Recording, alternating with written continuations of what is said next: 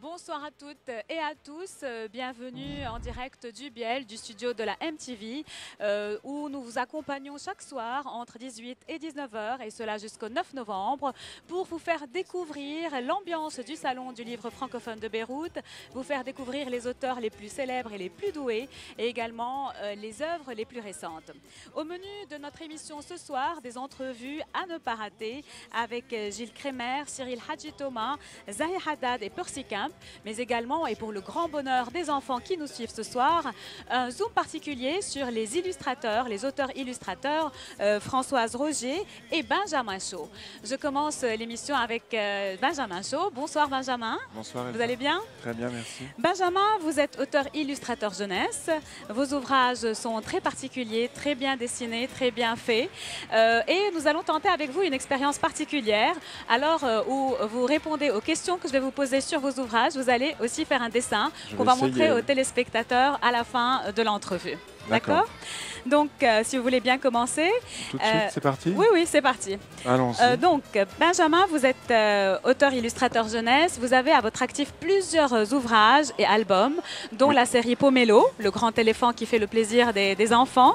Et vous avez également Poupoupi d'ours, que je montre ici. Donc, Poupoupi d'ours, c'est l'histoire d'un ours auquel il arrive des aventures extraordinaires parce qu'il s'est un peu éloigné de sa maison et de ses parents. Oui. J'ai fait l'expérience avec mes enfants, j'ai lu ça à mes enfants qui ont beaucoup aimé. Et c'est sympa de voir finalement que les enfants sont intéressés par une histoire qui est bien écrite. D'abord, dites-moi, comment vous faites? Vous écrivez d'abord, puis vous dessinez, ou vous dessinez et ça vous inspire pour écrire? Moi, je suis quelqu'un de l'image. Moi, j'ai fait des études de dessin et j'ai écrit mes histoires au bout de 10 ans d'avoir été illustrateur et d'écrire les histoires des autres. Alors moi, ce qui me vient en premier, c'est plutôt une image ou une impression, quelque chose, et une sensation. Et là, pour Poupoupi d'ours, c'était une image de foule, avec beaucoup de détails, beaucoup de choses à regarder. Et après, j'ai eu l'histoire qui est venue de faire cet ours qui cherche sa famille, en fait, son papa et sa maman ours. Et donc, c'était pour avoir le plaisir de jouer à cache-cache avec le lecteur et de mettre des images très chargées de détails. Surtout que les enfants adorent jouer à cache-cache, donc ils découvrent au fil des pages de regarder, des nouveautés. De trouver. Justement. Et dites-moi, Benjamin, vous avez également, par exemple, fait cet album aussi qui est très intéressant, qui s'appelle Adieu chaussettes.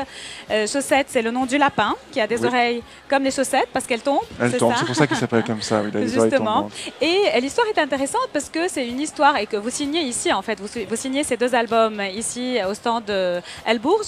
Oui. Et ce qui est intéressant, c'est qu'il y a une histoire de fond. Qu'est-ce qui vous inspire finalement? Donc, vous pensez visuel avant de penser texte. D'accord, mais qu'est-ce qui vous inspire? Quels sujets sont les sujets principaux? Ben là, j'avais envie, j'ai fait beaucoup d'histoires gentilles en fait pour enfants, et là j'avais envie d'essayer de faire un conte un peu cruel, où l'enfant, pendant une bonne partie du récit, serait énervé contre le personnage principal, parce que le personnage principal agit de manière égoïste et un peu cruelle. En fait, il a un lapin apprivoisé qui est son ami. Ça peut être un doudou, ça dépend comment on l'interprète en le lisant. Moi, je ne dis rien, je laisse choisir. Oui, on ne comprend pas trop si c'est un doudou ou si c'est un vrai lapin, justement.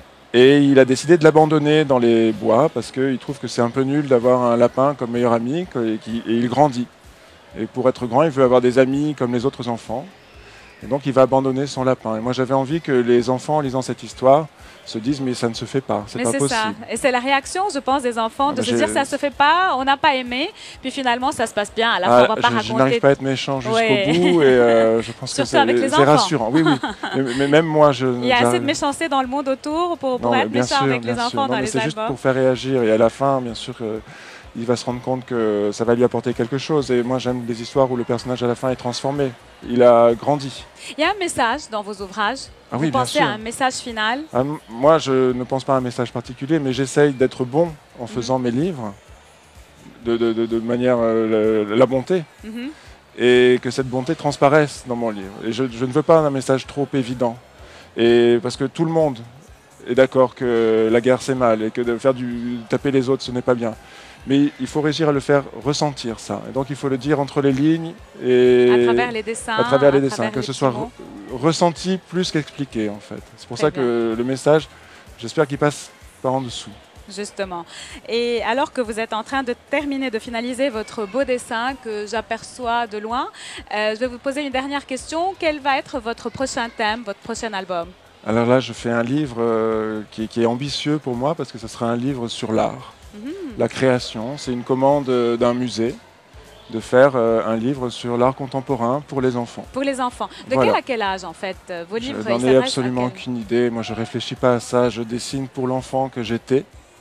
Que vous que êtes je suis toujours un toujours, peu. mais Oui, on j'essaie l'est de le toujours. rester. Mais j'ai jamais cessé d'être quelqu'un. Moi, il n'y a pas un jour où je peux dire, moi, à 7 ans, j'ai arrêté d'être un enfant et je suis devenu Ado, ado, et ouais. puis j'ai arrêté d'être ado. Je suis la même personne. J'ai gardé les mêmes choses. C'est moi. Très joli. Et donc, mes livres, ils sont pour ceux qui les aiment. Et je fais des livres qui peuvent être lus par les enfants, mais qui peuvent être lus par les plus grands aussi. Moi, j'ai pas envie de Excellent. mettre de limites sur mes livres. Très bien. Donc, on peut voir déjà le dessin. Très bien. Donc, vous avez dessiné le personnage de Chaussette. Voilà. Là, la même le chose petit là-bas. garçon, ouais. On arrive à le voir sur la caméra. Je pense sur quelle caméra on peut le voir. C'est là. Très joli. En quelques minutes. Il faut vraiment avoir du talent pour faire ça rapidement, comme ça, en 3-4 minutes.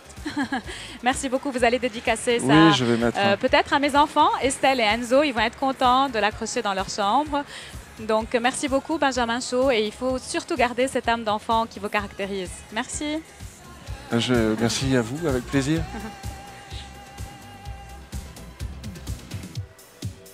Très bien. Et...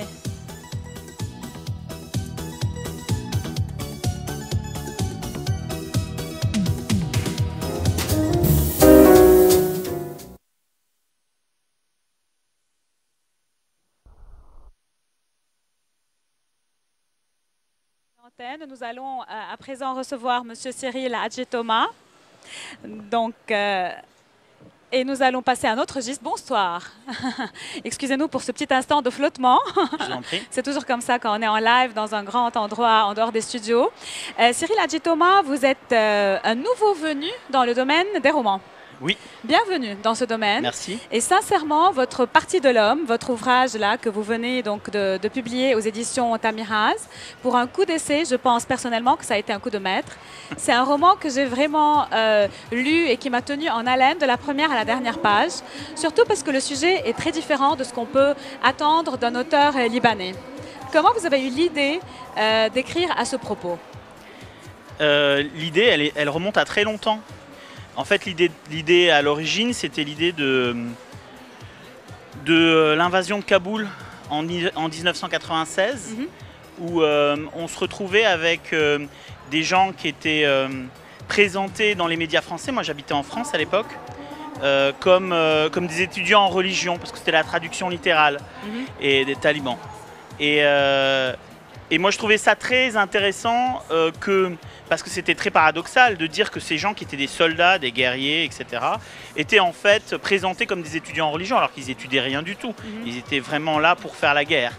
Et donc c'est là d'où est née cette idée de quelqu'un qui joue en permanence sur les apparences et sur le discours, et en même temps dont les actions sont extrêmement violentes, même à l'échelle du monde. Et donc j'ai imaginé cette histoire. Justement, c'est l'histoire d'un marin qui vit une histoire rocambolesque. C'est un marin britannique, grand spécialiste de l'exploration polaire, et qui disparaît au cours d'une mission de sauvetage. Et là, tout commence à partir de là. Donc au début, on a l'impression que c'est vraiment très loin de ce qu'on peut imaginer au Moyen-Orient, au Liban. Mais après, quand on voit que le marin s'appelle Abbas Shams et que son frère s'appelle Ali, là, du coup, on est plus dans la région. Et on voit qu'il y a une sorte de lien avec tout ce qui se passe du côté révolution, printemps arabe également, et vous parliez maintenant de la guerre en Afghanistan. Donc tout ça, ça vous a inspiré, n'est-ce pas? Alors en fait, le livre a été écrit bien avant le printemps arabe, mais c'est peut-être le printemps arabe m'a donné envie de le publier. L'idée, c'était que effectivement, parfois par des idées très très simples, on est capable de faire des révolutions et de changer la vie de 80% des gens qui tout d'un coup basculent de l'autre côté. Et c'est vrai que ces deux personnages, Abbas et Ali, qui eux ont complètement quitté leur culture, on dit même pas de quelle nationalité ils sont, c'est vrai. On sait qu'ils sont arabes, c'est tout. On sait qu'ils sont arabes. Oui. En fait, ils sont libanais, mais personne n'en parle parce qu'il y en a un qui est marin britannique et il a épousé cette vocation parce qu'il adore l'exploration polaire et qu'il est vraiment un marin. Il est parti, Il a décidé de faire ça. Et l'autre, Ali, lui, est parti aux États-Unis, il s'est marié, etc. Il a presque rompu avec sa culture d'origine, en tout cas en apparence. Mais comme beaucoup de gens, comme dont moi je fais partie ou d'autres, l'idée c'est que quand on revient avec plein d'autres choses. Et on va revenir dans quelques instants à vous pour la suite de l'entrevue après cette petite pause publicitaire.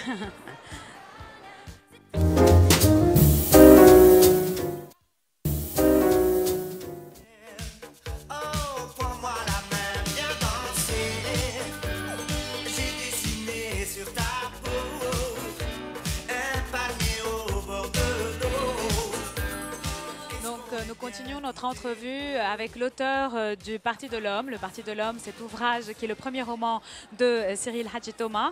Et vous nous disiez donc combien cette aventure a été impressionnante parce que c'est la première fois que vous écrivez un roman. Mais pour moi, en tant que lectrice, j'ai senti que je voyais un film à la télé. C'est comme un film d'aventure que vous décrivez à travers des mots. Il y a tellement de changements de décor. Vous passez de l'Antarctique à Paris, de Paris à Abidjan, d'Abidjan à Jérusalem, à Washington. C'est un peu vous aussi, c'est votre vie. Vous avez vécu à Abidjan, vous avez vécu à Paris. J'ai vécu dans certains de ces endroits-là où je les ai visités, où j'ai travaillé dans ces endroits. Et aussi, j'ai écrit la plupart des pages de ce livre-là dans l'avion. Et donc, c'est vrai que le fait de les écrire dans l'avion donne envie d'écrire sur le voyage en général. Super. Ne me parlez pas de voyage, j'adore. Mais vous n'avez quand même pas visité l'Antarctique. Non, malheureusement pas, mais j'ai une grand-mère qui a visité l'Antarctique et le pôle Nord aussi. Elle et qui vous m'en a beaucoup parlé. Très bien. Donc là, tout se recoupe, n'est-ce pas? Dans votre roman, vous dites, Cyril, en fait, on remarque qu'il y a plusieurs strates, plusieurs niveaux de lecture, plusieurs sujets qui sont abordés. Et on remarque que la science aussi a un rôle important. Vous êtes de formation, vous êtes ingénieur de formation, n'est-ce pas? Donc c'est un peu ça, la science, la religion, la politique, tout s'entremêle. C'est fait exprès. Oui, moi je trouve ce qui est très intéressant quand on construit une histoire, c'est de comprendre les ressorts derrière cette histoire. Moi, il y a un auteur qui m'a toujours énormément plu, c'est Jules Verne. Et ce qui est passionnant dans Jules Verne, si vous lisez par exemple Voyage au centre de la Terre ou L'île mystérieuse, c'est que quand il se passe quelque chose, on a toujours une explication derrière. Et souvent, cette explication, elle est scientifique. Et parfois, la science, c'est aussi intéressant et aussi mystérieux et aussi prenant en termes d'histoire, d'intensité dramatique, que ne peut l'être une aventure romanesque, par exemple. Dernière question, il y a beaucoup de sujets abordés, mais il y a une phrase qui m'a interpellée. Les femmes ont longtemps pris le Parti de l'Homme qui est le titre de l'ouvrage. Et finalement, vous vous rendez compte qu'il faut que les femmes vivent par elles-mêmes et pas seulement à travers l'homme. C'est ça? Vous êtes d'accord? Alors le personnage principal dit qu'il faut que les femmes prennent le pouvoir d'une certaine manière. Justement. Vous êtes d'accord avec ça? Je pense qu'il a raison d'une certaine façon, oui. Même si c'est un peu caricatural. Oui. D'accord, merci beaucoup et bonne chance pour la suite. J'espère qu'on verra d'autres romans signés par vous. Merci beaucoup et j'écris la suite. Très bien. Ah, d'accord, je vais le lire. Merci. Donc maintenant, nous allons passer à la rubrique Positive Lebanon.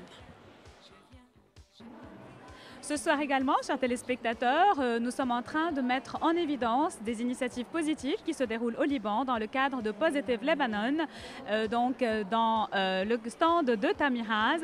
Avec nous ce soir, Joumana Damous Salemé, bonsoir. Bonsoir. Vous êtes directrice de Hospitality Services, qui est en elle-même une initiative de tonnerre parce qu'elle se base beaucoup sur le tourisme au Liban et toutes les activités qui tournent autour de cela, dont la publication d'un magazine qui s'appelle Lebanon Traveler, que nous montrons ici à l'antenne. Parlez-nous un peu plus de ce magazine avant d'aborder vos activités. Alors, Lebanon Traveler, qui est parrainé par le ministère du Tourisme, a été mise en place, a été montée pour en fait faire découvrir toute la beauté de notre pays, toutes les belles choses qu'on peut faire à tous les niveaux, que ce soit gastronomique, que ce soit un tourisme de découverte, un tourisme sportif, un tourisme à tous les niveaux. Il y a tellement de belles choses à faire et en fait on oublie un peu ces belles choses souvent pour mettre en évidence d'autres différentes. Donc nous avons été contactés par Tamiraz pour parler de cette belle initiative. Et l'idée de Lebanon Traveler, c'est vraiment nous faire découvrir en premier à nous les Libanais, et puis à la diaspora, et puis aux touristes plus largement, toutes les belles choses qu'on peut faire au Liban Mais c'est ça, c'est super. Voyager, c'est super. Moi, j'adore voyager, c'est ma passion, surtout que je montre chaque vendredi dans Voyage Voyage. Mais je dis souvent que les plus beaux voyages peuvent se faire aussi à l'intérieur du Liban. Et c'est ce que vous mettez en évidence dans votre magazine.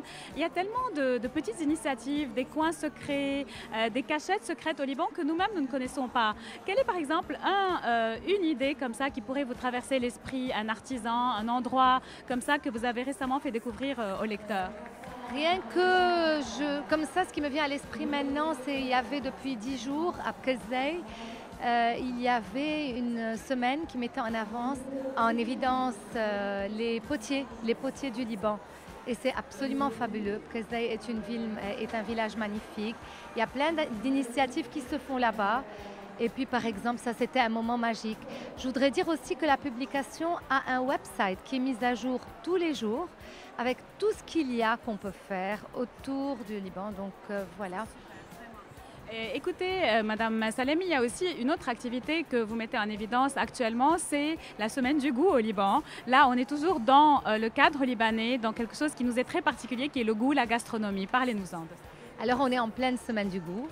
L'idée de cette semaine du goût était de mettre en avant notre patrimoine culinaire et de mettre en avant nos restaurateurs qui sont vraiment exceptionnels. Donc nous avons sollicité les restaurateurs et cette semaine, vous avez sur le Liban, principalement sur Beyrouth cette année pour commencer, sur 40 restaurants, les restaurateurs ont créé des recettes spéciales, des menus spéciaux pour faire découvrir de nouvelles saveurs, pour transmettre aux consommateurs le plaisir de goûter à de nouvelles choses, pour un petit peu aussi pour avoir un retour aux sources. Il y a beaucoup de recettes qui sont mises en avant, qui mettent en avant notre patrimoine culinaire. Le site beirutcapitaloftaste.com.lb, sur ce site, vous pouvez voir tout le programme qui se déroule dans tous les 4 coins du pays. L'idée aussi, c'est avec le ministère de l'Éducation de transmettre aussi aux élèves aussi le goût, le savoir-vivre, le savoir goûter.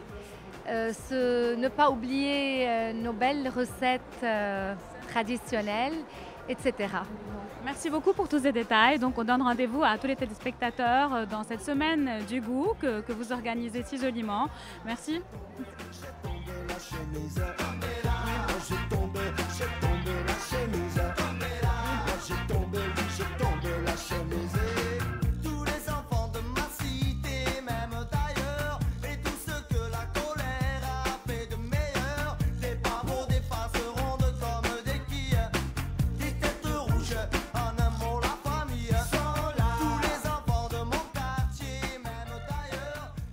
À présent, j'ai le plaisir d'interviewer Zahi Haddad, qui en est aussi, comme Cyril Hadji Thomas, à son premier roman. Bonsoir.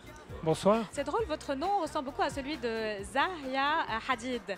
Donc, vous avez les mêmes voyelles, mais c'est un peu... J'espère que vous allez être dans le domaine du roman aussi fort qu'elle, hein, dans le domaine d'architecture. Ça serait juste magnifique. Mais effectivement, on me confond. On me pose souvent la question, on me dit, mais je connais ton nom. Mais c'est ça. Non, c'est pas moi. Oui, pas ça porte à confusion. Votre premier ouvrage s'appelle Au bonheur de Yaya. J'aime beaucoup la couverture, j'aime beaucoup le titre. C'est très alléchant et ça parle d'une histoire très particulière qui est un peu la vôtre, n'est-ce pas ? Oui, effectivement, je me suis beaucoup basé sur l'histoire de ma famille à travers le XXe siècle, à travers l'histoire libanaise, l'histoire contemporaine du Liban. J'y ai introduit aussi de la fiction pour évidemment ne pas... je n'allais pas raconter ma vie non plus, mais c'est vrai que c'est beaucoup emprunté à ma vie. Mais c'est aussi, je pense, un livre très universel finalement, parce qu'on parle de personnages qui ont existé dans toutes les familles, notamment libanaises évidemment. Et ce qui est intéressant, c'est que vous avez fait des études en relations internationales. Pourquoi vous avez décidé d'écrire ? C'est quoi, c'est ce besoin ? C'est un besoin ? C'est une envie ? Ouais, je pense que c'est un besoin qui était en moi depuis très longtemps, depuis mes études en fait en relations internationales. Et puis il y a eu des événements dans ma vie qui ont fait que j'ai eu besoin de poser les choses, de les mettre par écrit, finalement pour les laisser partir. Je pense que l'écriture était ancrée en moi. J'ai travaillé dans le journalisme, j'ai travaillé dans les relations publiques. J'ai toujours eu besoin d'écrire, j'ai toujours écrit sur les autres et pour les autres. Là, vous avez envie d'écrire pour vous ouais, et un peu sur vous aussi. Il était temps, je pense, oui. J'aime beaucoup le style. C'est un style très fluide. C'est facile à lire et en même temps, on se retrouve un peu dans ce personnage. Ce personnage qui laisse tout tomber en Suisse, où sa famille vit, pour revenir au Liban, cette Suisse du Moyen-Orient. J'adore une phrase où vous dites « D'une Suisse à l'autre, je vis les plus grands paradoxes, les contradictions les plus étonnantes. Tout ce qui est possible au Liban est interdit en Suisse. Tout ce qui est chéri et préservé en Suisse est piétiné au Liban. » C'est vrai ça? Oui, il y a certainement beaucoup de vérité là-dedans. Maintenant, après, c'est une question d'interprétation. Vous vivez un pays comme un autre de la façon avec laquelle vous le regardez finalement. Mais c'est vrai qu'on nous parle toujours de la Suisse du Proche-Orient. Il y a énormément de paradoxes entre les deux pays. C'est vrai qu'on a des similitudes, mais il y a aussi beaucoup de différences. Beaucoup de choses qui sont très faciles au Liban, beaucoup plus compliquées en Suisse et vice-versa. Donc, c'est bien d'être à cheval entre les deux, d'après vous ou... C'est très intéressant. C'est un mélange, je pense, assez rafraîchissant. C'est-à-dire, la Suisse calme les excès, l'émotion, l'émotivité libanaise. Et le Liban, je pense, réveille le côté très cadré, très organisé de la Suisse. D'accord, donc un peu un mélange entre les deux. Oui, tout à fait, exactement. Et dites-moi, vous avez pensé maintenant rédiger une autre histoire, un autre roman. Ça vous a plu cette expérience? Vous sentez que vous vous trouvez bien dedans? J'ai adoré. J'ai adoré ça, j'ai adoré écrire, j'ai adoré rencontrer des lecteurs qui m'ont donné des échos de plusieurs pays à travers le monde. Et chaque fois, c'est surprenant parce que je sens que le livre touche, fait passer un message qui, de nouveau, est universel, qui concerne finalement tout le monde. Qui touche tous les Libanais, toute la diaspora, partout dans le monde finalement. C'est voilà. Les mêmes problèmes, les mêmes sentiments, les mêmes idées. Je parle beaucoup d'émigration là-dedans. C'est sûr que ça touche la diaspora libanaise qui se retrouve et qui retrouve le Liban. Mais ça touche aussi des Européens, des gens d'un peu partout qui m'écrivent, des Nord-Américains, enfin des gens des 4 continents qui m'écrivent et qui me disent « Écoute, c'était magnifique, merci. On a pu passer un moment assez sympathique avec toi. » Zahir Haddad, juste un petit conseil aux personnes qui ont envie de se lancer dans un premier roman. Qu'est-ce qui est le plus difficile et le plus beau dans ce domaine-là? Le plus difficile, c'est de soumettre en fait son texte à une relecture. C'est de recommencer, c'est de serrer le poing dans la poche et de recommencer, d'accepter de recommencer parce qu'effectivement, tel paragraphe n'était pas clair, tel paragraphe était redondant, cette idée était inutile, etc. Donc ça, effectivement, c'était très très dur. J'ai dû faire plusieurs moutures du livre. Les bons côtés, c'est aussi, c'est la chance que j'ai eue, par exemple, d'avoir une muse extraordinaire en la personne de mon épouse, qui m'a beaucoup soutenu et qui m'a énormément soutenu en fait, et je la remercie pour ça. Elle y a cru, elle m'a poussé, elle m'a conseillé, elle a eu un regard très extérieur à tout ça et ça a été bénéfique. Évidemment, il y a eu aussi les conseils de l'éditeur, de différents écrivains qui font partie de mes amis. Voilà, donc c'est un ensemble de choses, mais au final, c'est extraordinaire. Excellent. Et c'est la première fois que vous participez au Salon du Livre ou bien vous venez le visiter souvent? Je viens très régulièrement au Salon du Livre. Il se trouve que je prends souvent mes vacances à ce moment-là et je suis venu assez souvent ces dernières années. Je suis vraiment très heureux d'être là. C'est beau cette dynamique, de voir comme ça toutes ces personnes qui écrivent dans la même langue, qui sont de partout dans le monde et qui se retrouvent ici. C'est ça. Hier, j'ai participé à une table ronde avec une personne qui était une auteure qui est d'origine polonaise qui vit au Canada, plus un Français, plus moi avec mon mélange des deux Suisses. C'est génial. Non, c'est très beau. Merci beaucoup, merci et bonne chance pour la suite. Merci beaucoup, merci. On se retrouve juste après la pause.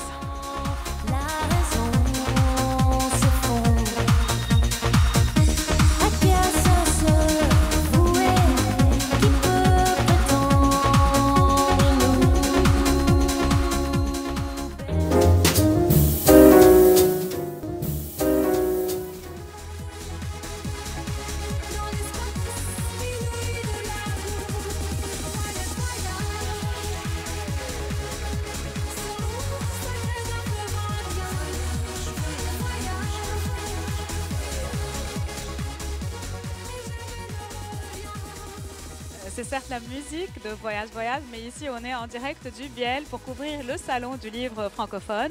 Nous continuons donc cette édition avec Percy Camp. Bonsoir, comment allez-vous? Vous êtes écrivain de langue française, même si votre père est britannique et votre mère libanaise.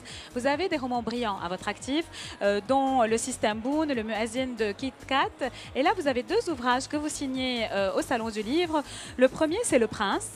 Le Prince, en fait, dans cet ouvrage-là, 500 ans après Machiavel, le fameux prince de Machiavel, vous reprenez son idée, mais vous vous adressez aux gouvernants actuels pour leur donner des conseils afin de mieux gouverner. C'est ambitieux comme projet, non?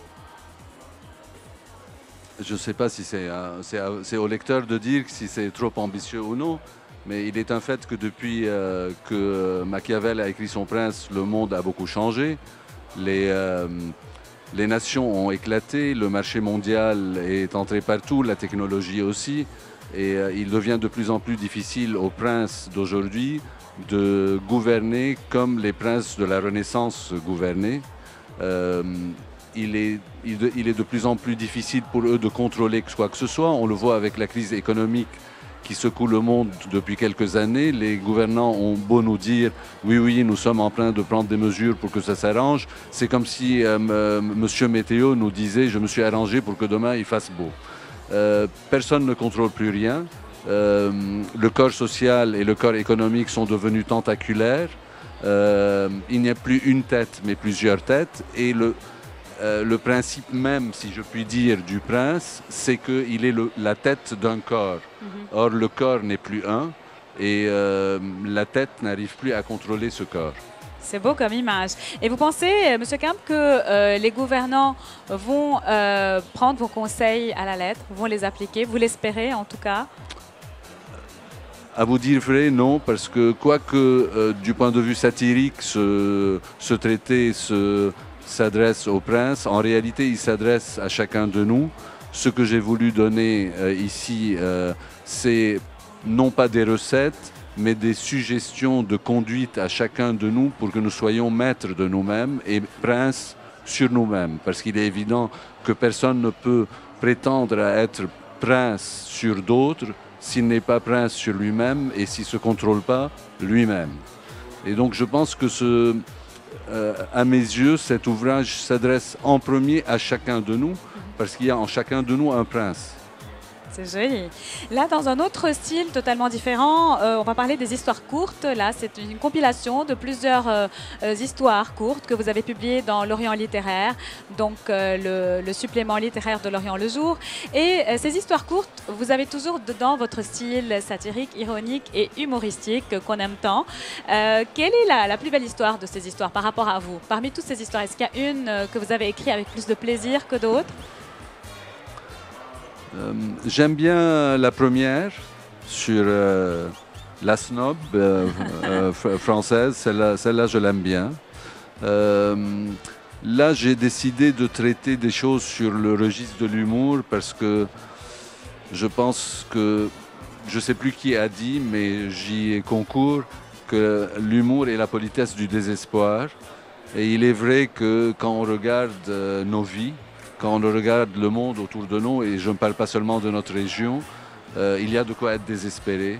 Et finalement, il n'y a que l'humour qui nous permet de garder cette distance, qui nous permet, je pense, de ne pas nous prendre au sérieux, mais en même temps de prendre la vie elle-même au sérieux.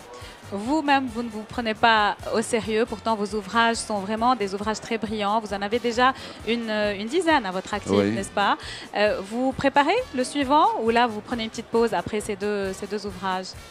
Non, je ne prends pas une pause, personne ne prend des pauses dans la vie. On fait toujours quelque chose, même quand un écrivain, même quand il n'écrit pas, il écrit puisqu'il réfléchit, oui, il vit. Il agit et son action et sa réflexion nourrissent son écriture. Je suis en train de préparer le deuxième volume de mon dernier roman, Noon Moon, le mercredi des cendres. Et pour répondre à votre première question, si je me prends au sérieux ou non, je dirais, je n'ai qu'à remarquer qu'aujourd'hui, il y a probablement plus de gens qui écrivent qu'il y a de gens qui lisent pour arrêter de me prendre au sérieux. J'adore.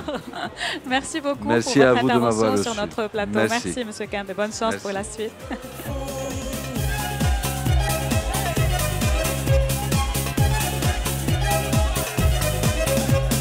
Il passait des heures cachées dans le jardin. Son plus grand bonheur, c'était la fille du voisin.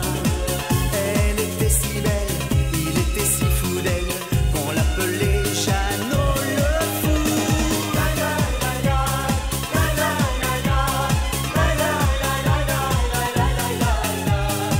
Il y a très longtemps que tous les enfants l'ont surnommé Jeannot le fou. On va s'aimer, à toucher le ciel, se séparer, à brûler nos ailes, se retrouver comme les hirondelles. On va s'aimer tellement tu es belle, on va jeter les clés de la maison. Notre dernier invité pour ce soir est Monsieur Gilles Crémer. Bonsoir. Bonsoir, Vous allez bien? fort bien. Vous avez plusieurs flèches à votre arc, Monsieur Crémer. Vous êtes journaliste de formation et auteur notamment de la presse francophone en Méditerranée. Mais aujourd'hui, ici, vous êtes en tant qu'éditeur et de scénariste surtout de bande dessinée. Parlez-nous un peu de cette expérience, de cette BD que vous êtes en train de faire paraître petit à petit dans l'Orient Junior. Donc, l'Orient Junior qui paraît avec l'Orient le jour. Donc, cette BD-là qui s'appelle Le tombeau perdu d'Alexandre le Grand. Et vous êtes en train de faire traîner le suspense pour que ça se passe dans plusieurs épisodes. Dans combien d'éditions c'est déjà paru? Donc l'Orient le jour junior l'a déjà fait paraître à partir du mois d'octobre. Chaque mois, il y a 4 planches qui passent et le tout fera en une année l'aventure complète puisqu'il y a 48 planches au total. Et c'est une vieille histoire, c'est quelque chose que j'ai raconté quand j'étais en Égypte il y a déjà une vingtaine d'années. Et je cherchais un dessinateur pour m'accompagner. Je l'ai rencontré à Sarajevo. Et donc nous avons publié le tombeau d'Alexandre, le tombeau perdu d'Alexandre le Grand, cette bande dessinée, à Sarajevo il y a maintenant quelques années, 3 ans. Et l'idée ensuite a été qu'elle soit publiée en France, mais aussi au Liban, en Tunisie, au Maroc, en Égypte et puis en Algérie. Et donc progressivement, on va faire tout le tour de la Méditerranée. Et au Liban, c'est chez l'Orient le jour que les choses se font. Et là, ce qu'on a ici, c'est votre héros, votre Voilà. personnage principal. Je ne sais pas si on est en train de le voir sur écran. Vous nous parlez de lui, qui il est, comment il s'appelle. Alors son nom, c'est Omar le Chéri. C'est un jeu de mots évidemment sur Omar Sharif. Ah bah oui. Le grand acteur internationalement connu, pas seulement égyptien d'ailleurs. Et donc je l'ai créé il y a une vingtaine d'années en Égypte. Je voulais un personnage qui soit un jeune journaliste et qu'il ait à la fois un nom qui parle aux Français mais aussi aux Égyptiens et pourquoi pas donc au monde arabe en général. Et Omar le Chéri. Oui, Alors certains sympa. disent Omar le Shérif, mais non, c'est Omar le Chéri. Ah bah oui. Et c'est donc ce personnage, ce journaliste qui fait des recherches et des enquêtes qui vont le mener sur les traces du tombeau perdu d'Alexandre le Grand à Alexandrie. Mais l'idée, c'est d'avoir plusieurs histoires ensuite et qu'on puisse voyager comme ça dans toute la Méditerranée. C'est un peu entre vous et Tintin, ce personnage. Il y a un petit côté Tintin et Milou, c'est vrai, mais il n'y a pas Milou. Et puis en l'occurrence, c'est un héros arabe, positif, et qui s'appelle Omar le Chéri, ce qui est assez rare dans la presse de tradition française ou belge, dans laquelle il s'inscrit un peu. Et c'est ça qui m'a intéressé aussi. C'est vraiment d'aller au-delà des traditions pour mettre au goût du jour ces échanges qu'il y a entre l'Orient et l'Occident. Excellent. Et dites-moi, Gilles Crémer, est-ce qu'il y a un message particulier que vous véhiculez à travers cette bande dessinée? L'idée, c'est de montrer la culture commune que nous avons, du nord et du sud de la Méditerranée, à l'est et à l'ouest. Donc Omar le Chéri, c'est un jeu de mots, c'est un mot arabe, Omar al-Sherif, et c'est devenu Omar le Chéri. Et à l'intérieur de la bande dessinée, on utilise aussi pas mal de mots qui sont des mots français, mais d'origine arabe. Par exemple, il est écrit dans un magazine. Magazine, c'est un mot d'origine arabe, c'est marzen. Et c'est devenu magazine parce qu'un journal, c'est un peu comme un magasin dans lequel on met des informations. Et les Anglais ont repris le mot en faisant news magazine. Sympa. Mais magazine et magasin, c'est le même mot et ça vient de l'arabe, de marzen. Donc il y a aussi une sorte de pédagogie, il y a un but pédagogique à travers votre C'est bande vrai, dessinée. c'est vrai. D'ailleurs, la version en français raconte à la fois l'aventure, mais aussi il y a un texte d'un archéologue qui raconte l'histoire de ce fameux tombeau d'Alexandre. Et j'aime bien cette idée que la bande dessinée soit aussi une manière de faire de la culture, de la pédagogie, mais aussi de l'échange culturel, au-delà simplement d'une simple aventure ou d'une simple fiction. Donc, et quand est-ce qu'on va avoir toutes les planches compilées en bouquin, en album? Alors l'album existe, mais l'idée c'est de vraiment faire vivre le feuilleton dans L'Orient le jour, et qu'après, parce que l'album est en noir et blanc, alors peut-être après, c'est-à-dire dans un an bientôt, avant le prochain Salon du Livre, il y aura la version, sans doute, la version couleur. Ah, très bien, donc on vous attend l'année prochaine. Voilà, j'espère être là pour la défendre. Oui. Et dites-moi, vous préférez quelle casquette finalement? Vous êtes journaliste, vous êtes chercheur, vous avez écrit des romans, des ouvrages sur la presse en Méditerranée, et là vous parlez de ce journaliste en Méditerranée en bande dessinée. Quelle casquette vous préférez? Ben, en fait, c'est des casquettes, je ne les ai pas en même temps sur la tête, je les ai les unes après les autres. Donc j'ai commencé comme journaliste, c'est vrai, vous l'avez rappelé. Après j'ai fait de la recherche sur la presse francophone parce que j'avais découvert en Égypte, quand j'ai créé ce personnage, j'avais découvert la presse francophone d'Égypte et j'ai découvert qu'il y avait finalement une presse très ancienne en langue française qui n'était pas française.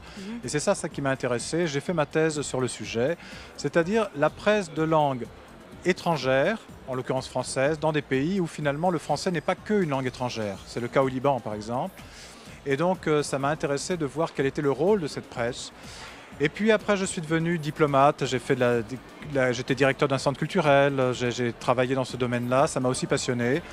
Et maintenant, c'est l'édition. Et en fait, l'édition, c'est un petit peu de journalisme, un petit peu de chercheur, un petit peu d'enseignant, un petit peu de diplomate, tout ça ensemble. Et ça me plaît beaucoup. Et dites-moi, vous avez donc écrit un ouvrage qui s'appelle La presse francophone en Méditerranée, dont vous venez de parler. Maintenant, aujourd'hui, qu'est-ce que vous pensez de cette presse francophone en Méditerranée, au Liban? Comment vous voyez l'évolution de cette presse-là? Alors, justement, quand j'ai fait cette étude, elle a été publiée en 2001. Elle était présentée à Beyrouth, d'ailleurs. Je me souviens, j'avais fait des signatures chez Virgin, du salon etc. Aussi. Et c'était dans le cadre du sommet de la francophonie qui s'était tenu à Beyrouth. Oui. Et en fait, à l'époque, j'avais fait des enquêtes auprès de tous les rédacteurs en chef, de tous les journaux quotidiens hebdomadaires de la Méditerranée. Une soixantaine quand même, entre le Maroc, l'Algérie, la Tunisie, l'Égypte, le Liban, mais aussi un petit peu l'Italie. Une soixantaine de quotidiens, une soixantaine d'hebdomadaires ensemble. Et j'avais essayé de savoir quel avenir avait cette presse. Et tous me disaient, nous pensons que dans 10 ans, nous sommes encore là. Et c'est vrai. Et je suis tout à fait ravi parce que premièrement, cette presse n'est pas une presse issue de la colonisation. La plupart des journaux coloniaux ont disparu. Ce sont des journaux beaucoup plus jeunes qui ont été créés en langue française. Et elle est toujours là. Et elle est, à mon avis, dans 10 ans, elle sera encore là. C'est un beau message d'espoir pour la francophonie. Je suis tout à fait enthousiaste. Et dites-moi, vous êtes venu à plusieurs reprises au Liban. Comment vous qualifieriez le Liban, la vie culturelle libanaise, le salon du livre, donc un peu pour clôturer cette émission? C'est un moment exceptionnel, c'est vrai, le salon du livre, et puis la francophonie libanaise qui est assez spéciale quand même.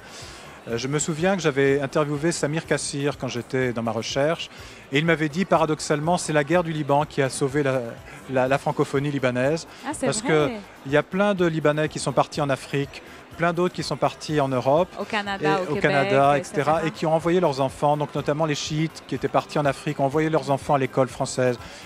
Ceux qui étaient plutôt chrétiens ou sunnites qui sont partis en France ont envoyé leurs enfants à l'école française. Et comme tout ce beau monde est revenu au Liban, souvent ils ont continué à parler en français. Donc c'est grâce à ça, selon lui, que la francophonie était restée très forte encore au Liban. Même s'il y a une certaine réduction, il n'empêche que s'ouvrir au monde en arabe, en français et en anglais, comme c'est le cas de la plupart des Libanais, c'est quand même une chance énorme par rapport à ceux qui ne s'ouvrent au monde qu'avec une seule langue. Donc moi je pense qu'il y a encore de belles années pour cette langue française au Liban. Et Gilles Kremer, si vous voulez qualifier le Liban en un mot pour clôturer, ça serait quoi? Si je dois qualifier le Liban, Le Liban, en Oui. un mot, en quelques mots. Ce Liban que vous connaissez tellement, vous venez depuis une quinzaine d'années, Oui. n'est-ce pas? Mais- Chaque 2-3 ans, vous êtes là. mais le Liban est à la fois très ambigu parce que c'est à la fois, on a cette image d'un pays, je pense que c'est le mot résilience que j'utiliserais, Résilience. parce que c'est un pays à la fois qui est en permanence en crise et qui pourtant se relève à chaque fois. Et je dois avouer à titre personnel que quand je vois le contexte autour du Liban, les voisins très encombrants que peuvent avoir les Libanais de tous les côtés, de voir que pour autant le Liban aujourd'hui n'est pas en guerre civile, qu'il y a encore la paix civile qui se maintient, j'avoue que je suis impressionné. J'avoue Ça, que c'est c'est fort. impressionnant. C'est super parce que ce que vous dites là, le terme résilience est très, très utilisé aussi par les ONG, les organisations non gouvernementales libanaises, dans le cadre d'une campagne qui s'appelle Positive Lebanon, qui est notre partenaire durant toute la période du Salon du Livre. Et plusieurs ONG m'ont utilisé ce mot-là, résilience, le même que vous, c'est drôle, hein, pour parler de cette façon de renaître après chaque coup, après chaque malheur. Et là, on le sent, c'est cette dynamique-là qui transparaît partout dans le pays. Et donc, ça, c'est quelque chose de très positif. C'est un message qu'on essaie de faire passer à travers le Salon du Livre et qui prouve que finalement, chaque année, vous savez, Gilles Crémer, chaque année, le Salon du Livre, on se demande si on le fait ou on ne le fait pas. Il y a toujours une situation autour qui est très périlleuse. Il se passe et il se passe bien. Et donc là, j'espère qu'on pourra vous retrouver l'année prochaine avec de nouvelles idées. Vous allez continuer les aventures de votre reporter dans d'autres albums, après le premier que vous allez bientôt éditer. Il y a déjà une histoire qui existe. Et en fait, je cherche un dessinateur. Et pourquoi pas un dessinateur libanais? Je serais ravi que l'on puisse le faire ici. Le dessinateur qui a fait le précédent, il est de Sarajevo. Mais nous ne sommes pas mariés, on peut tout à fait changer. Et moi, j'ai des histoires et je cherche des dessinateurs pour les porter. Très bien, on attend la suite. Alors, merci beaucoup. Merci beaucoup. Merci, chers téléspectateurs. On se retrouve après-demain ensemble.